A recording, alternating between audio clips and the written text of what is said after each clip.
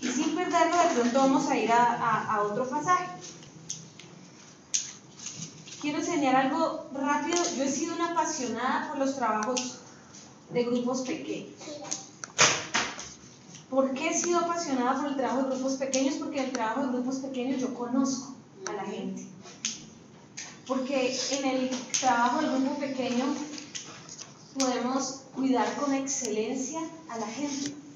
Porque a veces ustedes ven en el domingo que a veces hay sí, o sea, no sé a ustedes si se han notado, pero uno se baja del altar y casi siempre te cogen dos personas que no te dejan pasar casi a saludar a la gente. No es que uno no quiera, es que aquí te cogen a veces con cosas algunas veces delicadas, algunas veces no, pero pues toca atender a la gente que ya te tomó desde aquí, y ya cuando tú sales allí, ya se fue el 60% de la iglesia ya se fue.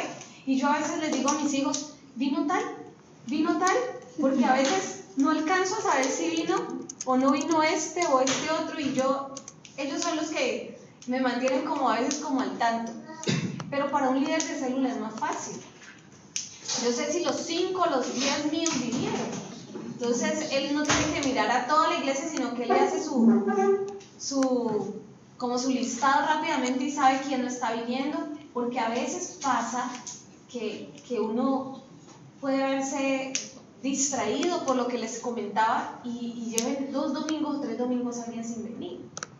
Y a veces no es porque no lo amemos o no lo extrañemos, sino porque les digo, uno trata de tener una visión de casi toda la congregación, pero yo soy alguien que después de que empieza la alabanza, a mí no me gusta distraerme, ni distraer a nadie. Porque es más, si yo bajo de haber atendido a alguien, yo no saludo a nadie en medio de la alabanza. Porque yo quiero darle a entender a la gente algo. Este es un tiempo de mucha honra. Y yo sé que a veces pasa que alguien te toca así, ya, entonces ya uno bajando, ¿cómo estás? Y uno lo abraza, pero trato de no hacerlo, porque ya cuando arrancó todo, la honra es para el Señor. Y Él es el importante en ese momento. Entonces, a veces estar mirando hacia atrás es bien complicado. Yo antes me hacía atrás, pero he notado que yo tengo que hacerme adelante para estar orando y estar pendiente de lo que está pasando aquí. A veces yo me voy para atrás cuando pasa que atrás hay mucha distracción, pero normalmente me gusta estar aquí adelante apoyando lo que está sucediendo. Por eso hay otros líderes atrás. Pero entonces, bueno, Paternidad ya está cubriendo los espacios que antes no teníamos y muchas cosas. Pero el punto es que ustedes son muy importantes para que cuidemos bien el pueblo de Dios. Entonces, antes de leer Romanos 12, téngalo allí, no se lo vaya a perder. Quiero recordar algo que el Señor dijo en Hechos 5:42. Si quiere yo lo busco a su favor, o si quiere lo busca pero sin perder Romanos 12. Hechos 5:42, que es el último verso de ese capítulo, dice: y cada día en el templo y casa por casa seguían enseñando y predicando este mensaje: Jesús es el Mesías. ¿Qué dice? Cada día. Y hay otro versículo que dice que la iglesia se fortalecía en el templo y en las casas. Mire, dice, iban de casa en casa. Entonces yo quiero que usted le diga al que está a su lado: nuestra casa es importante. Nuestra casa es importante. Y mire que quería empezar con este ejercicio porque los que fueron anfitriones pueden dar testimonio de lo que fue traer ese grupo a su casa. Y los que fueron ayudas, asistentes o líderes también pueden decir: yo vi un milagro en mi casa. Yo vi un milagro en mi casa, yo crecí, yo maduré. No sé, quizás algunos, Carlitos era el que más de pronto enfatizaron en que aprendieron. Pero siempre aprendemos del proceso que acompañamos a otro, del ver crecer la semilla. Yo no sé usted, pero yo me gozo cada vez que alguien se establece en el reino. Y esas personas se vuelven como un aliento para la congregación. Y dice la palabra que el cielo hace fiesta. O sea que cada vez que hacemos un grupo, invitamos gente y la fortalecemos en Cristo, el cielo está celebrando. O sea, eso ya debería ser un motivo de mucho gozo. Pero también quiero recordarles algo que Jesús dijo en Mateo 16. Estas estaban como fuera de lo que vamos a hablar, pero no tan fuera, o sea, estaban ahí como complementando. Mateo 16, verso 18, dice la palabra de Dios: ahora te digo que tú eres Pedro, que significa roca, y sobre esta roca edificaré mi iglesia. ¿Quién dijo eso? Jesús. ¿Quién edifica la iglesia? Nosotros colaboramos con lo que Él está edificando. ¿Quién tiene los planos y el diseño de su iglesia? Él, porque Él la está edificando. Y yo quiero que tú sientas la importancia de trabajar a la par de Jesús. Cuando yo trabajo a la par de Él, yo estoy edificando algo que es eterno. Estos días yo mandé una enseñanza, no sé cuántos tuvieron de pronto el tiempo de escucharla, y si no la escuchó le animo, que habla de la necedad, ¿sí? La insensatez y la necedad. Y él habla allí de lo que significa la necedad, la insensatez, es no entender lo que Dios quiere, definitivamente, como en resumen. Y como no entiendo, entonces desaprovecho el tiempo, desaprovecho los recursos, y yo creo que faltó en esa prédica el pasaje del que dice que el necio o el insensato edificó sobre la arena, mientras que el prudente o el sensato edificó sobre la roca. Miren la diferencia. El que edifica sobre la roca, aunque vengan vientos, tormentas, su casa va a prevalecer. Pero en cambio el que edifica sobre la necedad, todo lo que edifique, cuando vengan las tormentas, ¿qué va a pasar con lo que edificó? Se va a caer. Se va a caer. Yo no sé usted, pero yo prefiero llegar a mis 80 años diciendo yo edifiqué algo eterno. ¿O no? O porque es muy triste ver gente que edificó cosas grandísimas y llegó la siguiente generación y lo desbarató. Y es más, uno conoce historias de familias que tuvieron mucho y ya en la segunda generación no hay nada, y la tercera vive en escasez total. Entonces uno se da cuenta, esta gente no edificó algo sólido, sino que edificó sobre la arena, porque todo se vino abajo. Es muy lindo saber que yo estoy edificando, pero saber que estoy edificando bajo la dirección del que está edificando la casa, y ese es Jesús. Y yo quiero que hoy usted sienta que usted ha colaborado con lo eterno, y eso yo creo que hoy nos debe llenar nuestro corazón de gratitud, de mucha gratitud. Entonces ahora sí entramos a la palabra. Quiero que vayan conmigo, Romanos 12. Voy a tratar de ser muy rápida, pero esta palabra me la dio el Señor orando por esta reunión. Y dice: por lo tanto, amados hermanos, les ruego que entreguen su cuerpo a Dios por todo lo que Él ha hecho a favor de ustedes, que sean un sacrificio vivo y santo, la clase de sacrificio que a Él le agrada. Esa es la verdadera forma ¿de qué? De adorarlo. Entonces, y el verso 3 dice, al 2, no imiten las conductas ni las costumbres de este mundo, más bien dejen que Dios los transforme en personas nuevas al cambiarle la manera de pensar. Entonces aprenderán a conocer la voluntad de Dios para ustedes, la cual es buena, agradable y perfecta. Miren lo hermoso de este pasaje. Dice aquí que el Señor dice que no nos dejemos, distraer por lo que vive todo el mundo, pero dice que nuestra forma de adorar a Dios sea presentar nuestras vidas como un sacrificio. Y cuando yo oraba, el Señor me llevó a Lucas, y si quieres, sin soltar Romanos, vaya a Lucas conmigo, Lucas 14, porque quiero que usted me diga qué ve en ese pasaje. Quiero que empecemos a compartir lo que estamos viendo, porque creo que hay mucho por decir. Lucas 14:15, yo lo leo y quiero que cada uno de ustedes o el que quiera dar una explicación de lo que el Señor está hablando allí. Dice: al oír esto, un hombre que estaba sentado a la mesa con Jesús exclamó: qué bendición será participar en un banquete del reino de Dios. Y Jesús respondió con la siguiente historia: un hombre preparó una gran fiesta y envió muchas invitaciones. Cuando el banquete estuvo listo, envió a su sirviente a decirles a los invitados: vengan, el banquete está preparado. Pero todos comenzaron a poner ¿qué? Excusas. Uno dijo: acabo de comprar un campo y debo ir a inspeccionarlo. Por favor, discúlpame. Otro dijo: acabo de comprar 5 yuntas de bueyes y quiero ir a probarlas. Por favor, discúlpame. Otro dijo: acabo de casarme, así que no puedo ir. El sirviente regresó y le informó a su amo lo que habían dicho, y su amo se puso furioso y le dijo: ven rápido a las calles, a los callejones de la ciudad e invita a los pobres, a los lisiados, a los ciegos, a los cojos. Y después de hacerlo, el sirviente informó: todavía queda mucho lugar para más personas. Entonces su amo dijo: ve por todos los senderos, detrás de los arbustos, y en cualquiera que veas, insístele que venga, para que la casa esté llena. Pues ninguno de mis primeros invitados probará ni siquiera una migaja de mi banquete. Cuando yo leía esto, me impactó mucho la frase que dice: para que mi casa esté llena. El Señor quiere que su casa esté llena. Y esa es la tarea de nosotros. Por eso, no sé usted qué ve en ese pasaje. Yo les dije que quería que me ayudaran a hacer esta enseñanza.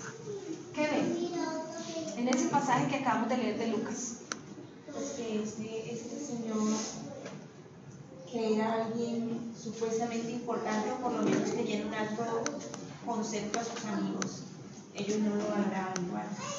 Para ellos había algo más importante que hacer que ir a estar con él y compartir ese banquete que él les estaba ofreciendo de una manera tan generosa. Ajá. O sea, es como lo primero que yo veo allí, pues ellos le dieron mayor importancia a sus cosas y simplemente se disculparon y ya. Y eso de pronto nos pasa, porque en medio de tantas cosas el mundo siempre tendrá algo con que distraernos. Y si no estamos atentos, apercibidos, conscientes, podemos, sin quererlo o queriéndolo, no darle al Señor el lugar que le corresponde. Ok, ¿quién más ve algo más en ese pasaje? Que, o sea, me pusieron como muchas excusas. O sea, no, que me acabé de casar, que compré Un terreno, una yunta de bueyes. Muchas veces uno puede invitar a alguien a, llamémoslo así, a la célula o aquí en la iglesia, y uno puede decir, una excusa debe tener. Entonces eso veo yo que ponen muchas excusas cuando de pronto se trata de cómo de tocar la palabra. Ok. Muchas veces, lo que me gusta a mí es que muchas veces despreciamos a nuestros semejantes y siempre como que tratamos de seleccionar a los más cercanos o a alguien sin importarnos los otros. Y en ese ejemplo es claro, o sea, de pronto los más allegados a él o incluso que tenía más poder, le hizo una invitación, pero fue especial por ellos. Ahí sí corrió a llamar a los demás. Entonces nosotros no podemos, si nosotros somos una persona que está en Cristo, no podemos despreciar ni menospreciar a nadie.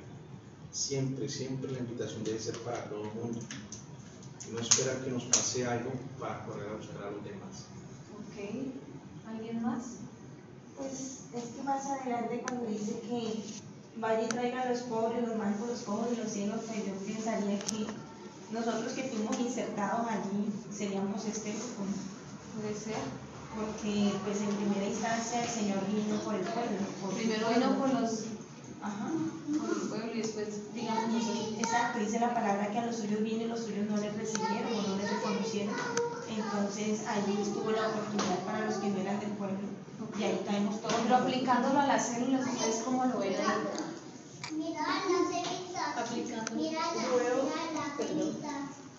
Yo veo a alguien que no se conforma con ver la casa vacía. Yo veo a alguien que, sin importar que le hayan negado el entrar, busca la alternativa de que se llene de otra manera, pero que cene lo que tenía preparado. Él no quiere perder lo que le estaba listo. Y dice fuerza a los entrar. Fuérzalos a entrar. En esta historia, ¿dónde se ubicaría usted? Como líder de célula. En el O sea, cielo. los que tienen que ir a buscar más. Y a veces nosotros decimos, no, es que no quisieron, los de la iglesia ya los invitamos y no quieren ir. Entonces ahí, ¿qué nos dice el Señor? Vuelva y salga, ahora vaya por los que están detrás del árbol, los que están en el camino, los que están... El vigilante, la señora. Seleccionamos, nos ponemos a seleccionar a personas No, que y a la veces sí lo que dice la pastora, a veces, perdón, pues no es eso, que uno a veces cree que solo es invitar a los hermanos de la iglesia como para hacer pero no es así. No es solo, no es solo, o sea, sí, pero no solo, ¿cierto? No solo. Luis Soletita iba a acabar. No, era eso. Ya la acabó. Muchas veces seleccionamos y nos y sabemos que las personas que seleccionamos no son las indicadas muchas veces. Puede ser que no sea la asignación para nosotros. Eso para las que necesitamos es mirar a ver sinceramente ¿Quién más? quién es los que están más cercanos para poderlo llevar. Cuando yo oraba, el Señor me decía que nosotros, yo hasta lo señalé, en el verso 1 del capítulo 12 de Romanos dice, les ruego que entreguen su cuerpo a Dios como un sacrificio, hermanos, les ruego que entreguen su cuerpo a Dios por todo lo que Él ha hecho a favor de ustedes. O sea, que ¿qué nos pide el Señor? Que nosotros nos entreguemos por todo lo que Él ya ha hecho por nosotros. En el versículo 1 del capítulo 12. Bueno, sí. Que entreguemos todo. Pero dice allí, porque esa es nuestra forma de adorarlo. Esa es nuestra forma de darle placer a Él, de ver su casa llena. Y también dice que no imitemos las conductas de este mundo. Y ya vimos cuáles son las conductas de este mundo. No, las excusas. Ajá. ¿Cuáles son las conductas de este mundo? Sí. Las excusas. No tengo tiempo. No tengo tiempo. Es que yo no puedo. Es que yo cómo le voy a hablar a mi vecino. No, es que yo a mis compañeros de trabajo cómo les voy a decir que yo soy cristiano. No, yo en el trabajo hablo del trabajo y ya. Yo no sé si usted voltea a mirar aquí cuántos hay de Filadelfia. No, aquí, bueno, una, pero en la iglesia, más Angelita Rojas, la conocida auxiliar en Filadelfia. Y por ahí conocí a Mauricio, por ahí llegó Isa y llegó Steven, o sea, Nosotros. pues por ahí también llegaron detrás todos ellos. Y mucha gente, porque uno nunca debe desaprovechar un tiempo, claro, el resto. Todo el resto llegó por ahí. Porque, Cheilita, porque Cheilita era mamá de mi salón. Yo era directora del grupo de Gaby. Ay, Ernesto y Olga eran papás del colegio, pero ellos llegaron fue por Andrea. Porque Andrea era la asesora de familia de Daniela Díaz en ese tiempo. Entonces, mire que cada uno desde su posición puede establecer a alguien en el reino. Y eso qué lindo es. Entonces, el primer punto que debemos hoy tener en cuenta es que debemos recordar que Jesús cuida su iglesia, que Él la edifica, que nosotros colaboramos con esa edificación, que Él ya preparó el banquete. Nosotros no nos tenemos que preocupar por qué les vamos a dar de comer. Tenemos que ayudarle a servir el banquete. Es más, cuando el Señor les dice a los discípulos, denle ustedes de comer. ¿Ustedes recuerdan esa escena? Sí. De frustración para los discípulos. Es cruel. Porque es que Jesús les dice, a ver, denle de comer.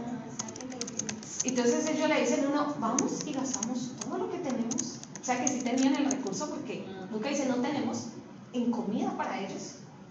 Y lo que significa traer esa cantidad. Y traer esa de comida. cantidad de comida para tanta gente. Pero Jesús les dice, ¿qué tenemos? Y ellos presentan, usted sabe la historia, pero Él hace una cosa que a mí me impacta. Yo no sé si usted se ha puesto a ponerle cuidado a esa historia, que dice, siéntenlos Por grupos. para servirles. En la posición de sentarnos es descansar. Y Jesús, mientras sentó un grupo, al otro grupo, ¿qué lo puso a hacer? A trabajar, a servir. Pero si estos dos, yo no sé qué habrá sentido, bueno, el que le dieron, qué rico, llenó su estómago. Pero dígame qué sintieron, Soraya, ¿qué sentirías tú cuando el Señor está alzando y te está pasando y se llena una cesta tuya y usted, wow, esto como es? No sé si ustedes se imaginan ese momento. Ese momento debe ser impactante. ¿Usted se imagina ese momento? O sea, los que recibieron y súper porque recibieron, pero los que estuvieron aquí a la par de Él, vieron algo que nadie más vio. Y lo otro, donde el Señor ministra trae descanso a un pueblo. Y nosotros somos agentes para ministrar ese descanso. No sé si en este momento empezamos a entender más la tarea de lo que estamos haciendo aquí. Pero sí, también cuando Él convierte el agua en vino, quienes son testigos son los que sirven. Sí, porque los demás se tomaron el vino y vieron tan rico. ¿Cuántas se dieron? Pero dígame el que estaba allí viendo el agua volverse vino. Yo quiero decirte algo. Los que servimos al Señor vamos a ver milagros. Amén. Vamos a ver milagros. Así es. Y yo no puedo empezar una célula y decir, ay, otra vez toca abrir un grupo. Sino que tú vas a decir, yo voy a ser testigo del descanso de un pueblo y de los milagros de Dios. Voy a ser testigo. Mire que empieza a cambiar nuestra manera de pensar. Entonces, vamos poniendo ideitas claras. Primer punto. ¿Quién recuerda? ¿Quién edifica su casa? Jesús. Nosotros somos sus colaboradores. El Señor nos dice, a través de Hechos que la iglesia se fortalecía en el templo y en las casas. Pero leíamos específicamente allí en Hechos 5:42, que es el último versículo de ese, creo que es el último. Hechos 5, ay santo, para poner en contexto de pronto a Ernesto que acabo de entrar. Hechos 5:42, sí, el último versículo de ese capítulo. Y cada día en el templo y casa por casa seguían enseñando y predicando este mensaje: Jesús es el Mesías. Yo quiero que entendamos cuál es el centro del mensaje de las casas: conocer a Jesús. Porque Jesús es el pan de vida. Jesús es el que sacia el hambre de un pueblo. Y Él es el que trae reposo y descanso a las familias. No es lo mismo yo sentar a alguien y hablar de una conferencia de coaching. Te voy a ayudar a pensar positivo. Y eso puede funcionar en un momento, porque a veces es necesario escuchar personas que te animan. Pero otra cosa es entender, pero cuando tú conoces al Cristo, que nos dijo el pasaje que leíamos antes, dice: porque sobre esta piedra o sobre esta roca edificaré mi iglesia. Ese pasaje lo tomó mal la iglesia católica y dijeron que era Pedro, y que Pedro era el primer papa. ¿Ustedes recuerdan toda esa descontextualización del texto? Pero sobre la roca que Jesús iba a edificar la iglesia era sobre la revelación que el Padre daba. Y el Padre en varios momentos dice: este es mi Hijo amado, a Él oíd. Bueno, en un momento lo dice, porque otra vez dice: este es mi Hijo amado, pero en un momento en la transfiguración dice: a Él oíd. Y ahí estaba la ley, los profetas, pero dijo: escuchen a mi Hijo. Entonces creo que ¿quién es el centro de nosotros que necesitamos que se establezca en el corazón de cada persona y de cada familia? Cristo. Es Cristo. Entonces sigo avanzando. Segundo punto. Bueno, y quiero terminar aquí enlazando algo. Necesitamos saber qué es la iglesia que está edificando Cristo. Porque Jesús dice: yo estoy edificando mi iglesia. ¿Qué es la iglesia? ¿Quién me colabora con eso? ¿Qué es la iglesia? ¿La iglesia? Pues Sí. son el pueblo, es el pueblo de Dios, ¿no? Pero es corto, ayuda. Sí, o sea, falta completarlo. ¿Qué más es la iglesia? ¿Somos nosotros? Sí. ¿Esto es la iglesia? No. ¿Esto es un templo? La iglesia ¿Una estructura física?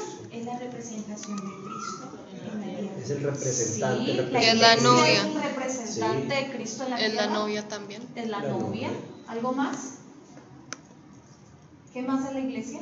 Es la columna y baluarte De la verdad. de la verdad. La iglesia sostiene la verdad en la tierra.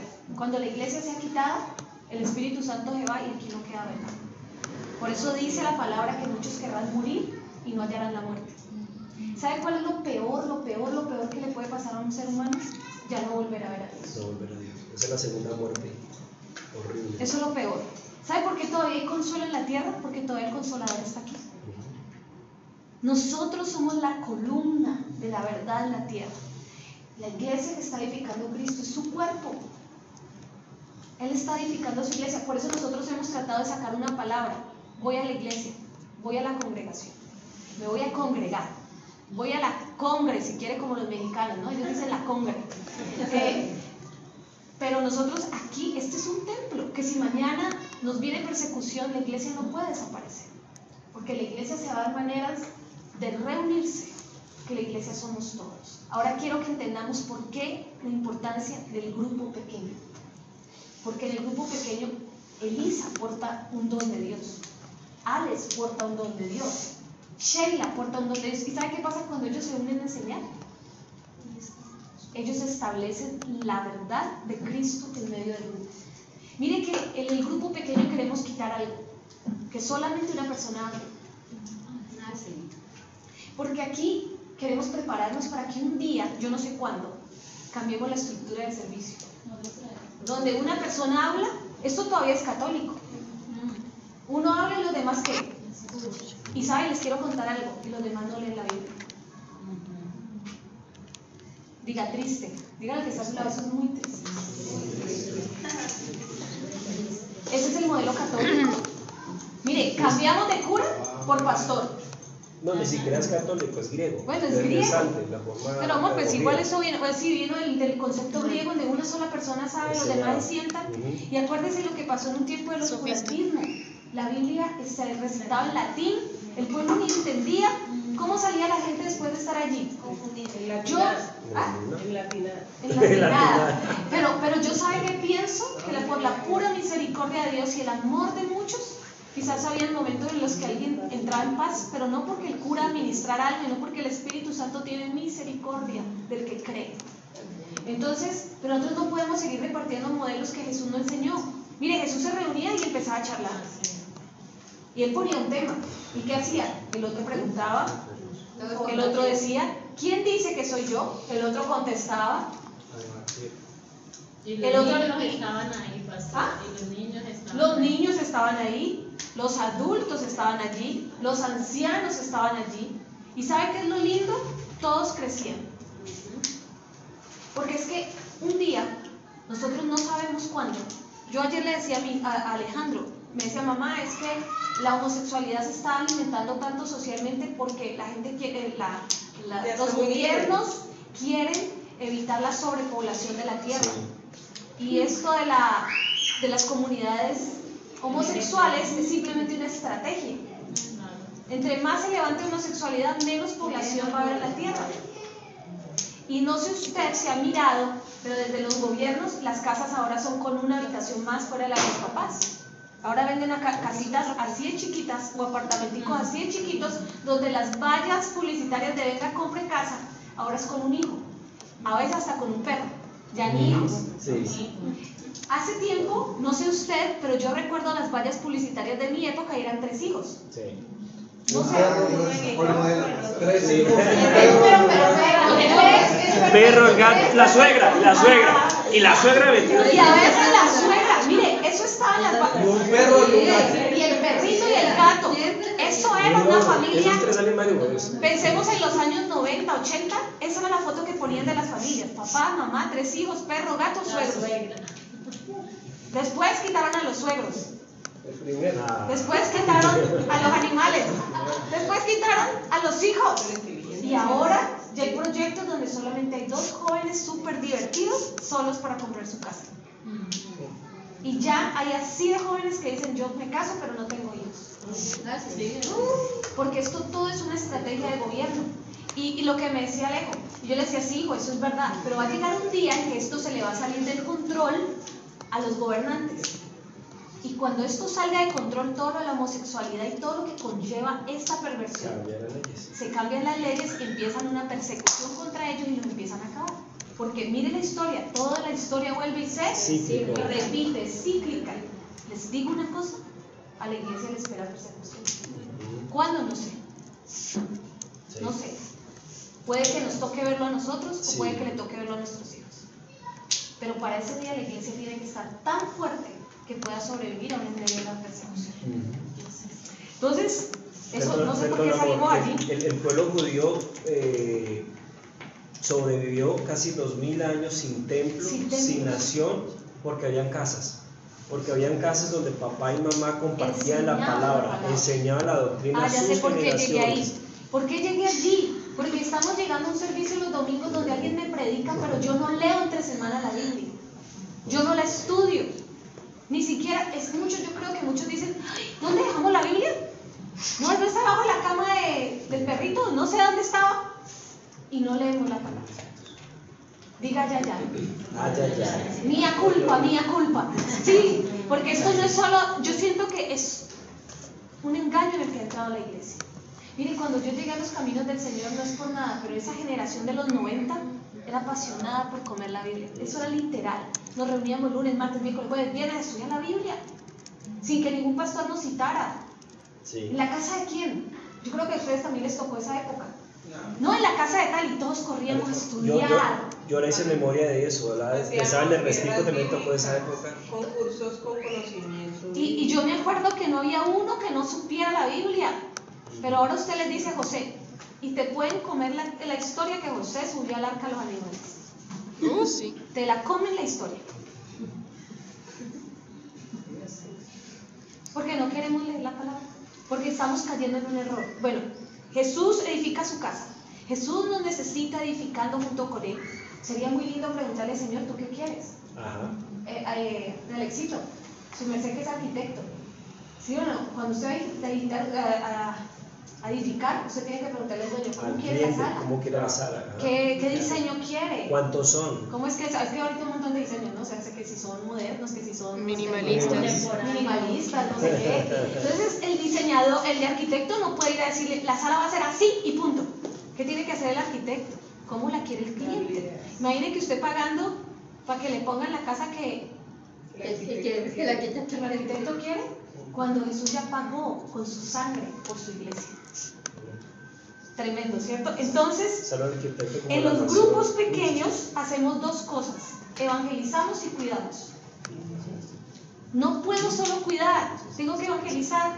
Entonces ahí veíamos, Alejandro colocó del grupo de altos de Santa Elena una fortaleza. Ganan fácilmente personas. O sea que ellos están evangelizando fuertemente. Estamos tratando de que esa gente se consolide, o sea que toca después cuidarlos. Discipulado. Cuidarlos, necesitamos saber quiénes son, cómo viven, qué necesitan, porque nosotros no podemos predicar un evangelio y no llevar una solución. Algo que yo me he dado la tarea es que si yo me doy cuenta que en la iglesia alguien no tiene que comer, yo no puedo dormir. Ser indiferente. O sea, yo busco la manera. Hay veces que se sale de mis manos y yo toco todas las puertas. ¿Qué hacemos? Y ustedes me han visto que yo mando mensajes, los que más están cerquita de mí: necesitamos esta familia, ¿me ayudan? Necesitamos ir a tal lado, ¿me ayudan? Y Dios ha sido tan lindo que yo le digo que la gente nos ha ido conociendo, y gente que no se congrega ha tenido fe en entregar recursos para que nosotros llevemos. Ciro. Porque cuando, por ejemplo, pasó lo de la familia Altos de Santa Elena, que tiene a su hijo cuadrapléjico, se llevó a un mercado y se pagaron 2 facturas de esa familia, ayudándole a esa mamá a tener un poco de paz en medio de esta tormenta. Eso es el evangelio. ¿Usted cree que a esa persona algún día se le va a olvidar que una iglesia se movió sin conocerlos a llevarles un recurso? ¿El jueves estuvo en la célula? Miren, ay, denle un aplauso a papito. Amados, eso es reino. Yo no puedo que me llame Isa, pastor, estoy mal, y decirle a Isa, tranquila, se pasará. No, yo ya voy, Isa. Tómate un dolecito. Isa, Es un Ave María. qué tristeza por ti. No, yo ya voy. Y si yo no puedo ir, llamo a Lady, anda donde Isa, porque yo no alcanzo a ir, pero tú estás cerca y tú eres su hermana en Cristo. ¿Me entienden? O al contrario, Isa, anda a ver qué pasó con Ale y Lady. O vaya, miren que ellos necesitan ayuda con los niños, pasó algo. Somos una familia. Cuando Emerson y Kelly fueron a tener a su segundo bebé, ellos son de la costa. Y Kelly me dice, pastora, yo no tengo quien se quede con Freddy. ¿Cómo que no tiene? Escoja. Sí. Pero yo le dije, yo me quedo con Freddy. Y fue muy rico pasar esos días con Freddy, porque es lindo poder ayudar a nuestros hermanos. Así es. Entonces, evangelizamos y cuidamos. Y nos complementamos con nuestros dones y talentos. Porque todos portamos algo. Hasta el nuevo que llega nos enseña. Ahora, yo no sé mucho, pero sabes algo y ya nos puedes enseñar. El día que yo fui al Morichal, me encantó ver a Carlos enseñando de lo que él había estudiado en esa semana. Y estaba más bebé que ahora. Y yo fui y conté en el ingenio, creo que fue que conté, y dije, allá en el Morichal me enseñaron los nuevos. Porque el nuevo me puede enseñar. Mire, me encanta cuando los niños salen con sus cosas, porque ellos enseñan profundidades del reino. Vea, ¿usted les enseña algo? A mí me impactó una vez que Mariana estaba estudiando sobre David y Goliat, y ella quería enseñar, y David era bueno. Sí era bueno, mamá. David le pegó a Goliat, pero era bueno, mamá. Ella estaba en la duda en ese momento. Claro. Porque es que ¿Cómo le le mocha pega? la cabeza, le pega un pie. Pero sí, Era bueno. era bueno. Ay, Dios mío. Pero mire, eso nos hace a nosotros no comer entero. Cuestionar, aprender, estudiar. Un día tus hijos te van a hacer preguntas que te va a tocar meterte a estudiar profundo, porque esta generación no come entero. Sigo avanzando. ¿Qué hacen los grupos pequeños? Traen sabiduría de Dios a la tierra. Porque la iglesia primitiva no era un hombre hablando y todos consumiendo acá así, sin saber ni siquiera qué comían. La iglesia primitiva, todos enseñaban, todos servían, todos daban, todos cuidaban. Por eso es que ahora hemos llegado a un punto en el que dice la gente, Dios me ama y yo no tengo que servir. Y yo le digo, respetable. Pero si todos pensamos así, el evangelio se deja de predicar en la tierra. Dígame, si nadie quiere ir, alguien tiene que ir. ¿Se acuerdan que empezábamos ahorita? Ah, bueno, y entonces en las células, hay unas células que se forman solo por familia. Y ahí hay que pedirle a Dios sabiduría. Porque no es lo mismo yo predicarle a un grupo de gente, pues que hay una afinidad de amistad, a yo predicarle a mi mamá, a mi suegra, a mi tío y en algún momento decirles perdona. Ay, usted, ¿cómo me dice a mí que perdone? ¿Usted qué cree que yo le perdone? Porque las mamás a veces no les gusta aceptar los errores. Sí. Algunas veces.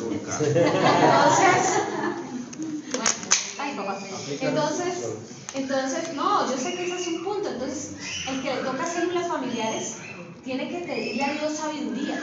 Creo que sí, Yayanes tienen en su caso célula muy familiar, ¿cierto? Esa célula es familiar.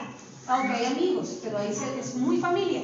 Tienen que pedirle mucho en oración al Señor un diseño para esa célula. Hay otras células, creo que el Morichal también tiene mucha familia. Fuera que ya dijeron que todos eran familia, pues también tienen mucha familia y hay que pedir sabiduría. Entonces las células vienen familia, vecinos, compañeros de trabajo. Tremendo, porque mi compañero de trabajo sabe de mí algo que quizás otra persona no conoce. Que entrego mi trabajo a destiempo, o que soy mal geniado en mi trabajo, o que me enfado con facilidad, o al contrario, él llegó allí porque sabe que este bajo presión, ¿cómo mantiene la calma? Mira, la luz que es en medio del trabajo para todos, no sé, pero nosotros no podemos ser luz en la iglesia de oscuridad, en el trabajo, oscuridad en la casa, oscuridad, ojo pues. Entonces, compañeros de trabajo y relaciones, pues, indistintas que tengamos. Seguimos avanzando allí. Entonces, el primer punto era ese, el segundo punto dice que debemos entregarnos a Dios por todo lo que Él ya ha hecho por nosotros. Y ahí fuimos, que los que se entregaron al Señor iban tantas veces como el Señor los mandaba a traer la gente, y ahí yo creo que ese pasaje podemos estudiar más.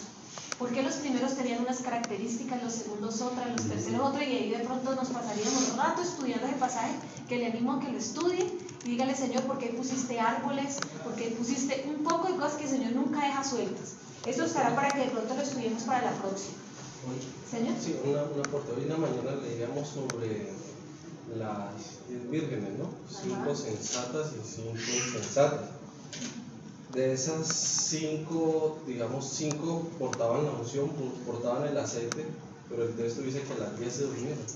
Las 10, sí. O sea que yo bíblicamente puedo estar portando la unción, no estoy usando, pero puedo estar dormido. Mire que lo que dice Alex, había cosas que, bueno, uno siempre aprende, y lo bonito de Cristo es eso. Ahora que compartieron el texto, porque necesitan compartir el texto que yo dio en el ayuno, yo le dije a la pastora, muy tremendo, yo no había visto eso.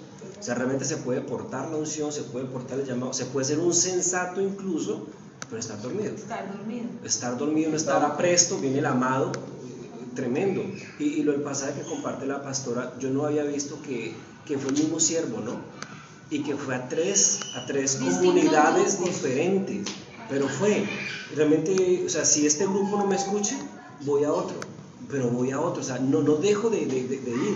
O sea, sí, exacto, y de pronto lo que dice, las excusas, de pronto a veces nos confiamos, no, que vayan los de la iglesia, si no quieren ir, no pueden tener las excusas, ok, voy a otro grupo. Lo que lo que empezó a hablar de pronto la pastora, mis compañeros de trabajo, mi familia, el vecino, no sé, pero empiezo a contagiar esa invitación que Cristo tiene, porque dice que quiere que la casa esté llena. La casa tiene que estar llena. A nosotros cuando empezamos el grupo familiar, yo me acuerdo de eso, entonces había no sé si una ley o una premisa, de pronto era muy fuerte, siento yo, era que no se podía dar un grupo de oración si no había un invitado. Se cancelaba, o sea, no es que se cancelara, ese día se oraba y se alababa, punto. No se compartía, porque no se ganó a nadie, porque no fuimos efectivos. Entonces siempre tenía que haber alguien nuevo si queríamos compartir la palabra, porque la palabra era para todos, pero había como ese reto y ese desafío. Alguien tiene que traer algo nuevo. Y orábamos porque pudiéramos alcanzar a alguien. Sí, o sea. De los que estábamos en el grupo nos reuníamos era clamar por la salvación de la Sí. cuadra, de las familias, de los vecinos, porque sentíamos que era una responsabilidad. Pero pienso que, aunque no vamos a llegar a ese punto tan allá, sí debe ser que el día que no tengamos a nadie, Nos tiene que doler. nos duela. Nos tiene que doler. Nos duela porque tenemos que saber que el reino se tiene que extender y que el Padre quiere su casa llena. No por negocio, sino por amor. Ese debe ser el punto, ¿no? Entonces el segundo punto, entonces el primero es entregarnos a Dios como sacrificio, esa es nuestra adoración, dice la Reina Valera, esa es nuestro culto racional. Cuando servimos al Señor, no imitando las conductas del mundo, que son las excusas. Entonces ya ahí empezamos como a evaluar todo eso, pero el tercer punto de esta noche es servir, nos da privilegios, pero tenemos que mantenernos en la verdad. Versículo 3 dice, basado en el privilegio y la autoridad que Dios nos ha dado, les advierto a cada uno de ustedes lo siguiente: ninguno se crea mejor de lo que realmente es. Sean realistas al evaluarse a ustedes mismos. Háganlo según la medida de fe que Dios les ha dado.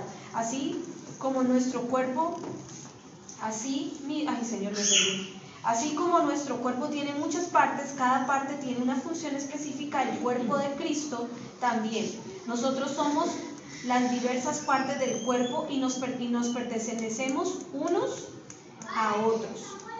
Dios en su gracia nos ha dado dones diferentes para hacer bien determinadas cosas. Por lo tanto, si Dios te dio la capacidad de profetizar, habla con toda fe, que Dios te haya concedido. Si tu don es servir a otros, sírvelos bien. Si eres maestro, enseña bien. Si tu don consiste en animar a otros, anímalos. Si tu don es dar, hazlo con generosidad. Si tu don es dar, hazlo con generosidad. Y si Dios te ha dado la capacidad de liderar, toma la responsabilidad en serio. Si tienes el don de mostrar bondad a otros, hazlo con gusto. Y ahí está, digamos, ese punto que el Señor me daba, y era entender que cada uno porta. Yo le pregunto, ¿usted sabe qué don porta? Ahí yo ya leí una lista, hay otras listas en la Biblia, pero es importante que yo sepa cuál es mi don. Porque hay algunos que ahí están sentados y pueden estar diciendo, yo no tengo ninguno. Y yo quiero decirle que la Biblia dice que al menos uno nos dio el Señor. Y necesito ponerle nombre. Entonces, si quiere, coloque mi tarea. Coloque, escriba. Pues en su mente, el que trajo agenda, en su celular, tarea. Descubrir cuál es mi equipamiento. ¿Qué dones? Todo ese es Romanos 12. ¿Cuál es mi equipamiento? Romanos 12. Estoy leyendo 12. Sí, porque luego habla de los dones del Padre, el que preside. Es que el Señor te ha dado también Romanos, nosotros ya estuvimos hablando, ¿no? Romanos y nada. Entonces, ahí hay dos puntos que quiero que saquemos de lo que acabo de leer. Ninguno se crea mejor que los demás. Porque el que tiene el don de liderar no es mejor que el que tiene el don de dar. Así es. Los dos son necesarios. Ni el don de servir. Mire, si no tuviéramos a la gente que sirve, yo no sé si usted identifica a alguien que sirve en su familia o a alguien que sirve en la iglesia. No, todos servimos, no, hay alguien que le complace servir. Sí. Que es esa gente que te dice, ¿quiere un tintico? Que le encanta servir tinto al pastor. Venga, le acomodo, venga, le prendo el aire. Esas personas que les gusta hacer sentir cómodo a los demás. ¿Sí? En la casa a veces es la mamá, a veces es un hijo. Yo, por ejemplo, en mi casa tengo a uno que le gusta servir más que a otros. No voy a decir quién. O a algunos les gusta servir en una parte y otros en otra, pero hay un don, hay un servicio que es por don, no porque me toca. Es gente que se siente feliz sirviendo. Entonces, sin esas personas la vida perdería el color, porque ellos son los que hacen sentir agradable el ambiente. Ahora, ellos no son más importantes ni menos importantes que el que da, porque a veces queremos también como satanizar el que da, o satanizar cuando alguien dice quién va a dar. Pero yo quiero decirle, es importante el que da. Por gente que dio, yo hoy les contaba el testimonio, un giro que me llegó esta semana de Estados Unidos, nos agilizó compras para la fundación. Ya hoy se compró piso, baño, se compró un montón de cosas que necesitábamos. O sea, esta semana, el que quiera subir por ahí finalizando semana, Vaya. va a ver bien linda Oye, la la pastora es buena para comprar. y compramos pintura y ya se pintó, o sea, mejor dicho, todo va a quedar hermoso.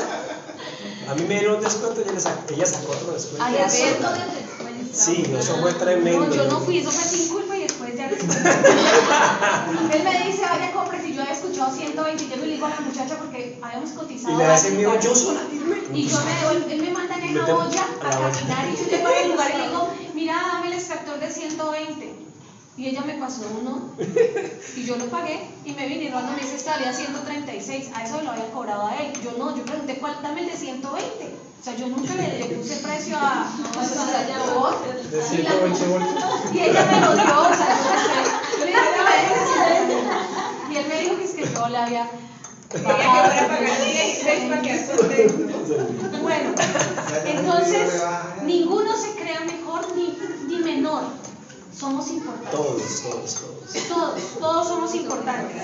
Segundo punto en ese de saber el privilegio que tengo al servir es saber mi función específica. Soy mano, soy ojo, soy oído. Porque a veces criticamos, por ejemplo, al que casi no habla, pero resulta que él es oído en el cuerpo de Cristo. Y es una persona que escucha. Mire, yo he tenido conversaciones con gente que viene a consejería y no te deja ni siquiera hablar. Sí. Ellos no paran de hablar y usted va a hablar y te interrumpe, tú le dices, por favor, hable.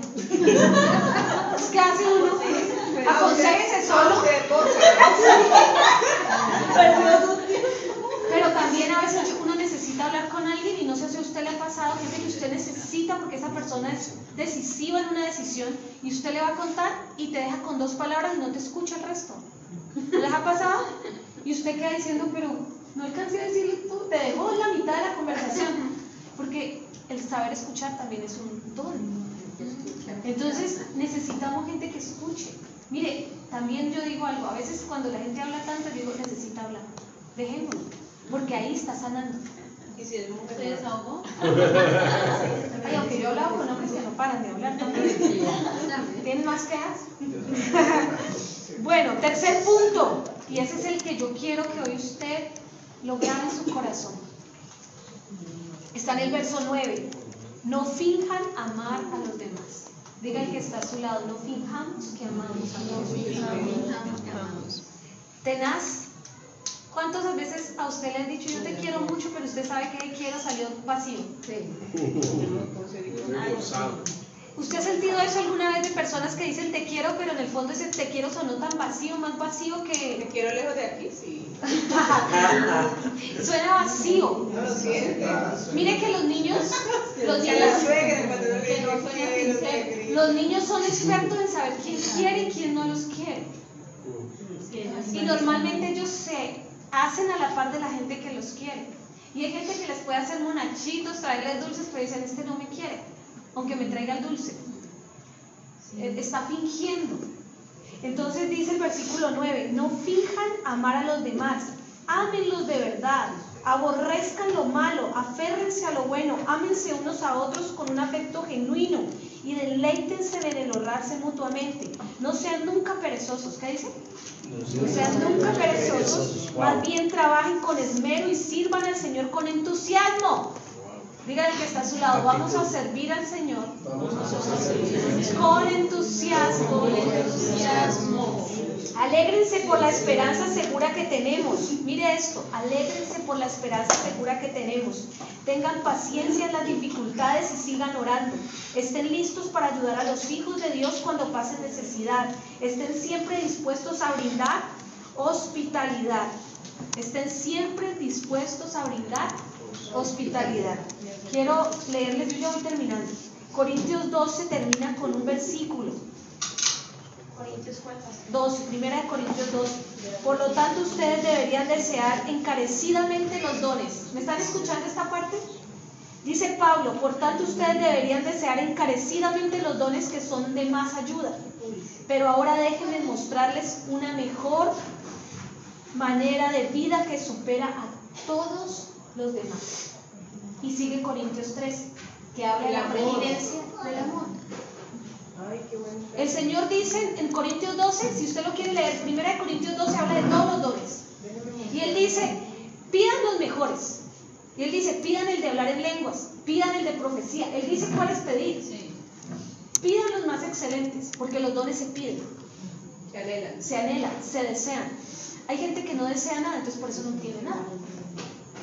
Pero vaya, desea algo con todas las fuerzas de su corazón. Por ahí dicen un dicho, querer es poder. Cuando yo quiero algo, eso se vuelve, se concreta.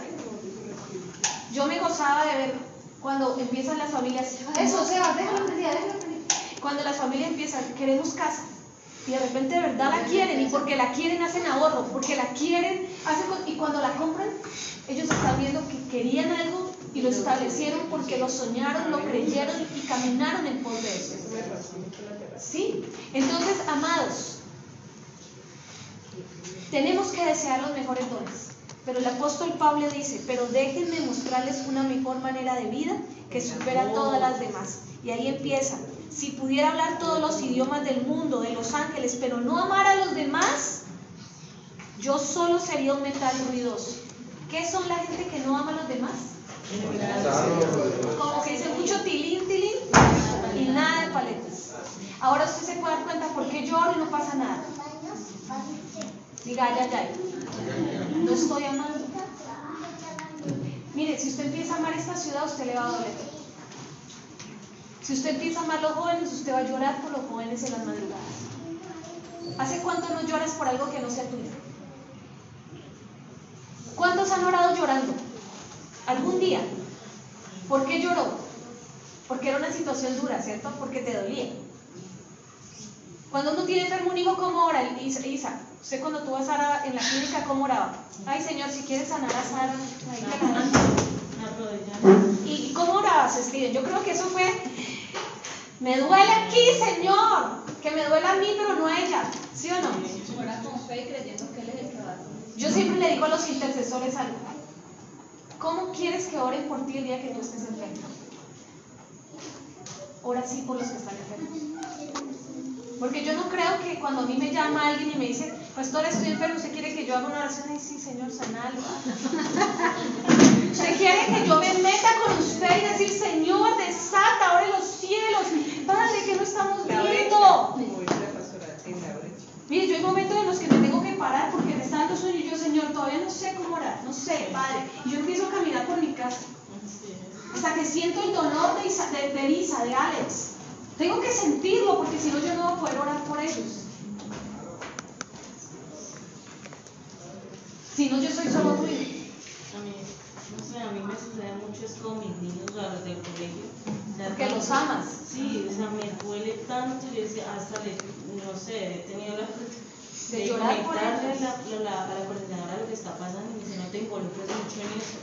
Pero es que duele ver a ese niño cómo está pasando por esa situación y que tiene el dinero, que tiene todo en la... Pero no tiene paz. Pero no tiene paz, no tiene el amor de los padres. Tremendo. Entonces uno ora por ellos y la verdad es que uno se quebranta, o sea, es increíble. Sí, porque cuando no amamos, somos ruido. Voy terminando, yo siempre les digo eso, ¿no? Si tuviera el don de la profecía y entendiera todos los planes secretos de Dios y contara con todo el conocimiento, mire esto a alguien le va a servir. Porque dice, si tuviera el don de la profecía y entendiera todos los planes secretos de Dios, y contara con todo el conocimiento, si tuviera la fe que me hiciera capaz de mover montañas, pero no amar a otros, yo no sería nada. Y a veces yo pienso que soy algo si sé mucho, si entiendo mucho, pero aquí dice que si yo no amo, puedo tener todo ese conocimiento y no soy nada.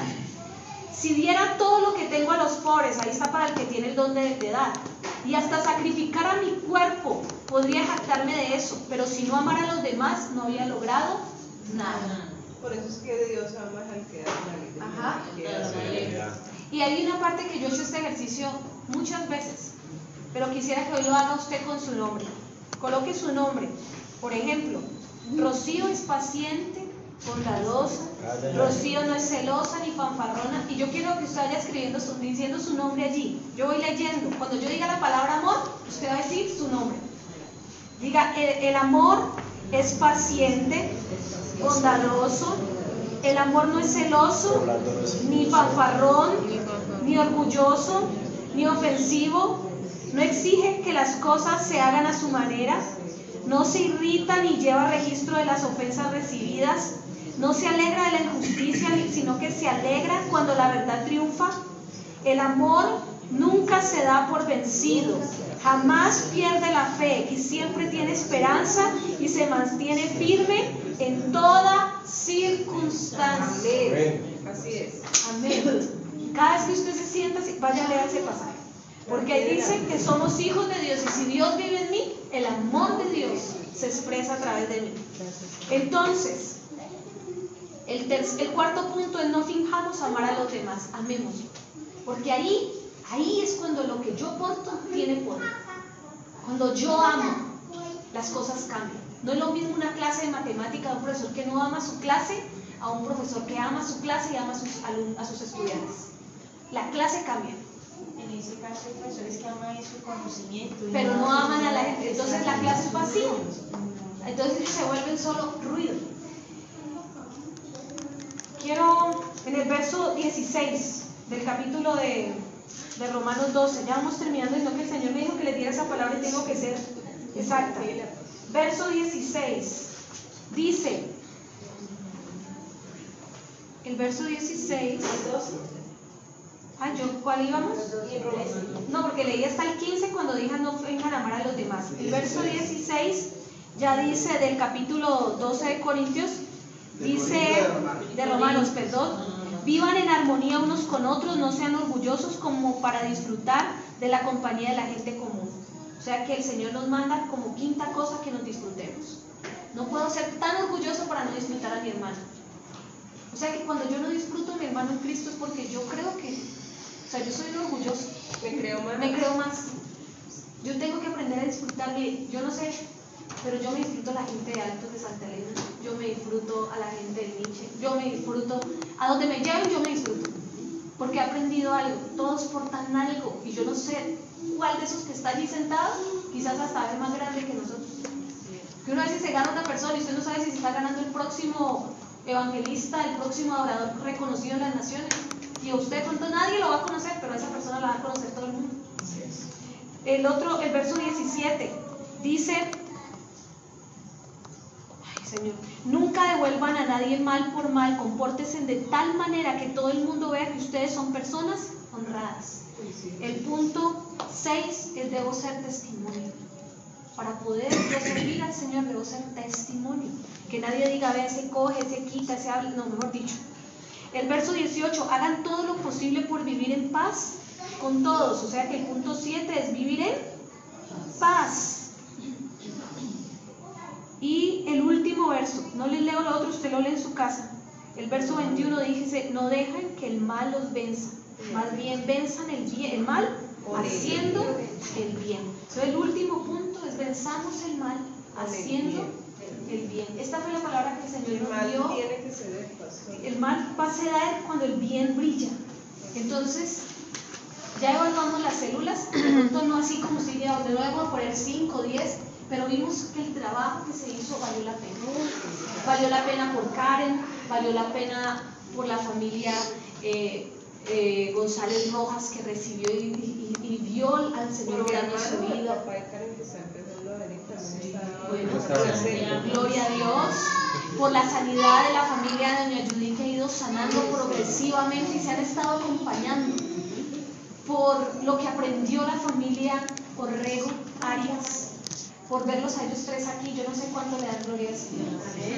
Por el hogar de mi Alex y mi Lady, que los vemos más maduros, más establecidos. Yo me gozo por ver sirviendo a Cheilita, a Juan, que hace un tiempo eran también bebés y ya nos crecieron y ya le están dando, son muy secos ya, bebés aulas. Entonces, esa fue la manera de evaluar este trabajo, pero más que evaluar a la que usted dijera, es importante lo que hacemos los días que nos reunimos en grupos de oración. Ahora quiero entrar a otro punto, que se me perdió mis apuntes. Mientras yo me regalo Ay, sí, amor, dale tú mientras yo cuadro aquí que me perdió la hoja de mientras yo quiero que ayer traté de hacer una ejercicio con el grupo Alabanza, que no me digan, vamos a volverlo a hacer. Pero yo quiero que cada uno de nosotros podamos definir algo. Yo les decía a ellos, las matemáticas están en todo el mundo, en todo lado, queramos o no queramos, nos sirven. Entonces yo creo que en las empresas hay algo que sirve para medir el desempeño, porque es oportuno, porque es necesario. Nosotros como hijos de Dios también medimos esto. La palabra dice que en el nuevo pacto nuestras capacidades vienen del Espíritu. Amén. Si tengo una vida de intimidad, una vida de búsqueda, así voy a estar impartiendo. Me gozaba escuchar varias personas que decían y cómo el Señor nos hablaba a través de Mauro y a través de Denise, y bueno, eso me da alegría porque son personas de secreto que aman estudiar la palabra, que aman orar y tratan de reproducir lo mejor de Cristo. Yo sé que es así también en varios casos es lo mismo. ¿Cómo se define el desempeño? ¿Cómo se califica el desempeño? Yo les decía, hagamos un ejercicio. Bueno, desempeño. Vamos a colocarlo por símbolo acá. La D, usted sabe que es desempeño. ¿Cómo va el desempeño? ¿Área es igual a qué? ¿Área de un cuadrado es igual a qué? Lado por lado. ¿El área de un triángulo? Base por altura sobre. ¿En un círculo? No, pues aquí tengo mi dinero. No los puedo corchar. Bueno, ok, hay fórmulas para todo. ¿El desempeño cómo se mide? El desempeño se mide con las habilidades, ¿cierto? Con las habilidades más el conocimiento.